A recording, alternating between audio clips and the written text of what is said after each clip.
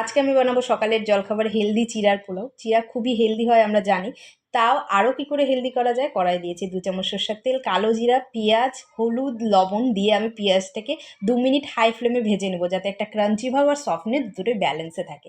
তারপর আমরা এর মধ্যে দিয়ে দেবো কাঁচা লঙ্কা, ঝালটা তোমরা তোমাদের পরিমাণ অনুযায়ী দিও। তারপর আমি দিয়ে দেবো ধুয়ে রাখা চিড়াগুলো। আর তার আগে আমি বললাম হেলদি, হেলদি কেন, আমি চিনির বদলে গুড় ব্যবহার করছি। এখানে আমি দিয়েছি 2 চামচ গুড়। গুড়টা খুবই ভালো লাগে, চিনির থেকেও বেশি টেস্টি গুড়টা লাগে। আমি যখন খেয়ে দেখেছি অসাধারণ লেগেছে আমার। তারপর আমি হাই ফ্লেমে 2 মিনিট চিড়াটাকে ভালো করে ভেজে নেব।